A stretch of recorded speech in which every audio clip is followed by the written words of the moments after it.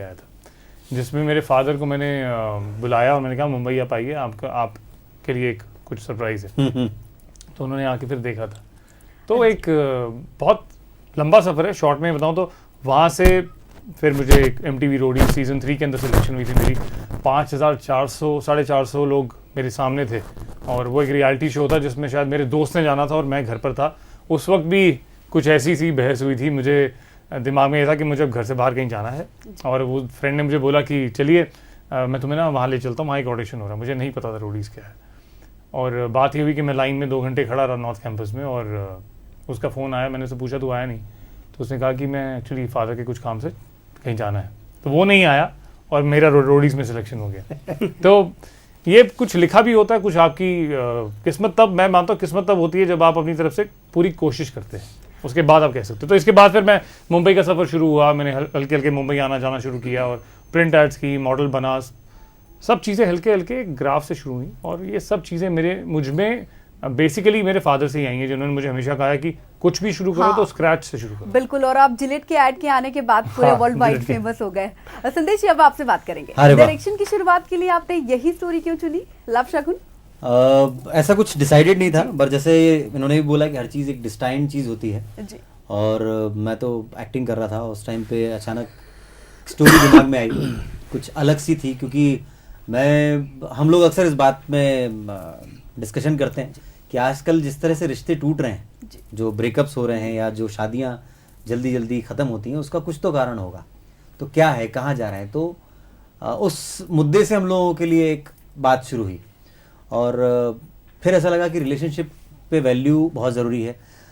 तीसरी चीज़ ये लगी कि कुछ सिनेमा में अभी जो चल रहा है एक अलग तरह की अर्बन फील है, एक वेस्टर्नाइज फील है, तो वो नदिया के पार और वो वैसी कुछ तरह की फिल्में कहाँ हैं जिनको अगर मैं थोड़ा सा वेस्टर्नाइज करके लाऊं तो कैसा होगा। क्योंकि जो कल्चर हम देख रहे हैं, या तो हम मुंबई और वहाँ का कल्चर देखते हैं, उसके अलावा अगर हम कहें कि हम इस तरफ आते हैं तो हम क्राइम देखते हैं जी। तो जिस तरह की फिल्म यूपी उधर की आएंगी तो फिर वो क्राइम बेस्ड होंगी या वहाँ पे गुंडागर्दी होगी, ऐसा होगा। तो वो प्रेम प्यार उधर तो है ही नहीं, जबकि यहाँ तो प्यार मोहब्बत के लिए सब हो जाता था। जब इस सब को सोच रहा था तो उसके दौरान वो वैल्यू ऑफ रिलेशनशिप को देखते हुए एक फिल्म समझ में आई कि चलो यार इसको लिखते तो हैं। देन लिखते लिखते पहले मैंने डिसाइड किया कि कैसे किया जाए। Then I was working as a grooming director for some channel और वहाँ पे एज अ क्रिएटिव भी काम कर रहा था। तो ये डिसाइड हुआ कि चलो ये फिल्म डायरेक्ट की जाए, तो फिर वो किस तरीके से हो, क्या हो, देन वो पूरा प्रोसेस चला। देन आई डिसाइडेड कि ये फिल्म एक अच्छी फिल्म है जो सब कॉमन लोग देख सकते हैं, सब परिवार के साथ देख सकते हैं, मेरी बच्ची मेरे साथ बैठ के देख सकती है। और इसमें एक बहुत नीड है आज की डेट में, रिलेशनशिप की एक नीड है, वो एक जो स्पेस, एक रिस्पेक्ट हर एक के इंसान की इंडिविजुअलिटी की, वो बहुत ज़रूरी है। क्योंकि हम लोग रिश्ते में किसी की भी ज़िंदगी में इतना घुस जाते हैं, आज बॉयफ्रेंड गर्लफ्रेंड होते हैं या पत्नी और पति होते हैं, वो धीरे धीरे अपनी पसंद के हिसाब से अपने जो पार्टनर है उसको काफ़ी चेंज करने की कोशिश करते हैं।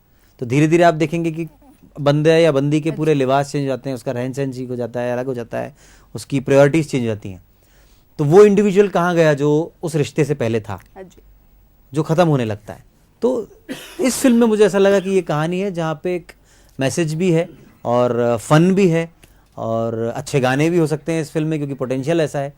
तो डिसाइड किया कि चलो इस फिल्म पे काम करते हैं। ये मेरे बहुत इस तरह के टॉपिक मेरे लिए बहुत करीब होते हैं, जहाँ पे आप इंसानों को जानने की कोशिश करते हो या इंसानों से रिलेशन की कोई बात की कोशिश करते हो। बिल्कुल, तो रिश्तों पर ये फिल्म बेस्ड है और 26 फरवरी को रिलीज होगी। हम अपने दर्शकों को भी बता दें, क्योंकि जब ये फिल्म रिलीज होगी आप जरूर जाइए थिएटर्स में। यंग जनरेशन पे ही बेस्ड है, जैसा कि सब बता रहे हैं कि आजकल की जो युवा जनरेशन है, एक जगह से दूसरी जगह हम काम करने जाते हैं, बहुत सारे चेंजेस, ट्विस्ट एंड टर्न्स जो आते हैं, उनसे हंसी भी है, कॉमेडी भी है, रोमांस भी है, सब कुछ इस फिल्म में आपको देखने को मिलेगा। विक्रम, अब आपके पास आना चाहेंगे, आपसे बात करेंगे कि आपने पहले भी, जैसा कि मैंने कहा कि आपने बहुत सारे कॉमिक रोल्स किए, आप यहाँ पे किस तरह का आपने छोटे पर्दे से शुरुआत की है, आप फिल्मों में आप काम कर रहे हैं, कैसे चैलेंजेस आपको फेस करने पड़े?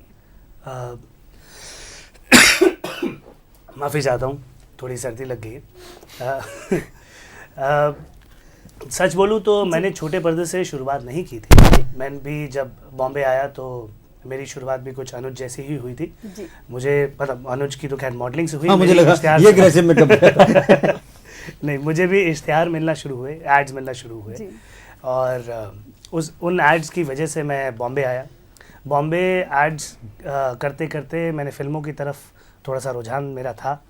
मैंने फ़िल्में ढूंढना शुरू करी। थिएटर तो मैं करता ही रहता था साथ में, आपके भोपाल में भी आके बहुत सारे शोज़ किए, इंदौर में भी कुछ शोज़ किए, पर फिल्मों में मेरा पहला हमेशा से ये रहा कि मैं फ़िल्में करूं। इनफैक्ट मेरी ज़िंदगी की मुझे जो पहली बड़ी फिल्म मिली थी, जो रिलीज़ नहीं हुई, फेस्टिवल्स में काफ़ी इधर उधर गई है वो जो फिल्म थी वो भोपाल में शूट हुई थी। हम कुछ 25-30 दिन भोपाल में थे और वो शूट कर रहे थे। ऐसे ही करते करते, इनफैक्ट ये फिल्म की भी अगर मैं बात करूं तो सुमित संभालने का साइन करने से पहले मैंने ये फिल्म साइन की थी जी। और इस फिल्म को साइन करने के बाद ही सुमित संभालने का जैसा एक सीरियल मुझे मिला, जो कि वेरी अनलाइकली सीरियल जैसा सीरियल था। उसमें पुराने तरीके का जैसे 4 कैमरा सेटअप जैसा होता है, उसमें आप एक स्टेज प्ले की तरह परफॉर्म करते हैं एक बॉक्स सेट के अंदर और पूरी सिचुएशन और ब्लॉकिंग सारे एक्टर्स इकट्ठे मिलकर कर लेते हैं जी। तो वो उस तरह से परफॉर्मेंस थी उसकी जी। वो सीरियल वाला हिसाब किताब था नहीं। तो सच कहूँ तो जर्नी दिखने में छोटे स्क्रीन से बड़े स्क्रीन पे बड़ी है, तो मतलब उसका समीकरण तो सही है कि छोटे से बड़ा होता है आदमी। पर सच बोलूँ तो किया वैसे नहीं था। वो छोटा चीज़ जो थी वो बाद में मिली, हालांकि उसकी वजह से काफ़ी लोग पहचान गए मुझे, वो बात भी ज़रूर है। हाँ, मतलब छोटा चीज़ मतलब छोटा स्क्रीन। अगर ये भी कहा जाए कि आप सबकी शुरुआत जो है छोटे पर्दे से हुई है, जिसका क्रेज अब बड़े बड़े फिल्म स्टार्स में भी देखा जाता है, ऐसे में आप लोग छोटे से बड़े पर्दे का रुख कर रहे हैं, कितना आपको रोमांचित करने वाला एक्सपीरियंस है? रुख तो हमने इंडस्ट्री की तरफ किया है और क्योंकि इंडस्ट्री बहुत बड़ी है और उसके बहुत सारे मीडियम्स हैं, जिसके अंदर ये टीवी भी आता है, एड फिल्म्स भी आती हैं, फीचर फिल्म्स भी आती हैं, पैरेलल सिनेमा भी आता है, इंडी फिल्म्स भी आती हैं, अब डिजिटल भी आता है, तो बहुत सारे उसकी ब्रांचेस हैं। तो हम लोगों ने तो एक मतलब वर्ल्ड, जो फिल्म वर्ल्ड है, हमने उसकी तरफ कदम आगे बढ़ाया है और उसकी ब्रांचेस में हम अलग अलग जगह जा रहे हैं। तो जैसे मैंने भी टेलीविजन भी किया है, थिएटर भी किया है, तो ये अलग अलग विधाएं हैं जिसमें हम अपने आप को एक्सपेरिमेंट कर रहे हैं। जी। और संदेश जी, आपसे जो आप क्या भोपाल को मैसेज देना चाहेंगे, जो भोपाल के व्यूअर्स हैं, 26 फरवरी को जब ये फिल्म में आएगी जरूर जाएं, आप क्या कहना चाहेंगे? कौन कौन सी खूबसूरत लोकेशंस पे भी ये फिल्म शूट की? देखिए, भोपाल की खूबसूरत बताऊंगा तो भोपाल की सारी खूबसूरत लोकेशंस तो उन्होंने देखी हुई हैं लगभग, बट मैंने यहाँ पर मानव संग्रहालय में शूट किया है, चंदला खेड़ी में शूट किया है और अपना मिंटो हॉल में शूट किया है और कई सारी लोकेशंस हैं जहाँ पे अलग अलग जगह जाके शूट किया है। उसके अलावा गोवा है जी। तो गोवा की भी कुछ ऐसी लोकेशंस हैं जो नॉर्मली लोगों ने देखी नहीं है। तो आप जब फिल्म देखेंगे तो कई लोगों का क्वेश्चन ये आता है कि यार ये सॉन्ग फॉरेन में किया था या ये अलग किया था, और एज अ मेकर हम लोगों की यही कोशिश होती है कि हम एक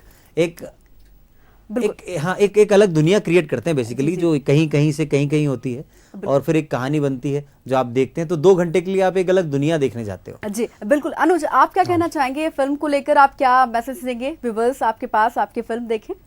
मैं ये कहना चाहूँगा कि आज की यूथ जो कहीं ना कहीं बीच में किसी कश्मकश, जैसे हम कहते हैं ना, हमने अपनी एक खुद की एक स्पेस बना ली है जहाँ पर पिछले रूट्स हमारे कनेक्टेड हैं। जब हम अपनी नेटिव जगह से बाहर आते हैं और नए एनवायरनमेंट में आते हैं तो नए लोग मिलते हैं, नए रिश्ते बनते हैं, तो वो नया कल्चर दिखता है जिसको हम अडाप्ट भी करते हैं क्योंकि हम वेस्टर्नाइज होना चाहते हैं और बीच में कहीं हम अडाप्टिव भी हैं। तो उसके कहीं बीच में वो एक स्पेस है जहाँ पर आज बहुत से यूथ के लोग आज हैं, वहाँ पर उन्होंने अपनी स्पेस एक बना रखी है। कन्फ्यूज़ नहीं कहेंगे, लेकिन कहेंगे कि अपने ही दायरे में कुछ एक वो कम्युनिटी है, तो उसके बेस पे ये है फिल्म। और उस बेस पे ये भी कि जैसे कैसे आप किसी एक इस चीज़ को भी उसमें दर्शाया गया है कि इस एस्पेक्ट को, जहाँ पर किसी को देख के हम जजमेंटल हो जाते हैं। अगर हम किसी लड़की को क्लब में देखते हैं तो हम कहते हैं कि अरे ये लड़की तो शादी के लायक नहीं है या कुछ ऐसा सोचना, तो वो एक चीज़ दर्शाई गई है कि जजमेंटल होना ठीक नहीं है, एक इंसान को जानना जरूरी है। विक्रम, आप ये जो फिल्म है ये रिश्तों के ऊपर बेस्ड फिल्म है। इसमें माँ का रिश्ता, भाई का रिश्ता, अलग अलग तरीके के दोस्तों के रिश्ते, अलग अलग तरीके से आपके मतलब प्रेमी और प्रेमिका के रिश्ते जिनको दर्शाया गया है। ये फिल्म में प्यार भरा है, रिश्ते भरे हैं और बस ये कहना चाहूंगा कि अगर प्यार है जी। तो शगुन तो जरूर होकर आए। बिल्कुल, तो ये और रिश्तों पे बेस्ड सही फिल्म कहा। है, जैसा कि ये थी हमारे साथ लव शगुन फिल्म की स्टार कास्ट जिन्होंने अपने अनुभव शेयर किए हमसे। साथ ही 26 फरवरी को जब ये फिल्म आएगी आप जरूर जाइए, बहुत सारे ट्विस्ट और टर्न्स को लेकर ये फिल्म आ रही है, आपको Correct. हंसा हंसा कर लोटपोट भी करेगी, साथ ही आपको उसमें आपको रोमांस भी है, सारी चीजें इस फिल्म में है, तो जरूर जाइए। आप लोग यहाँ पे आए, अपने अनुभव हमसे शेयर किए, बहुत बहुत शुक्रिया आप सभी का। लव शगुन, लव लव शगुन, शगुन, लव लव शगुन। शगुन। और इसी के साथ हमारे इस खास पेशकश में फिलहाल इतना ही। खबरों के अपडेट्स के लिए आप देखते रहिए बंसल न्यूज। जेडी नाम है ना तुम्हारा? ज्योतिरादित्य सूर्यकांत दुबे। Yeah.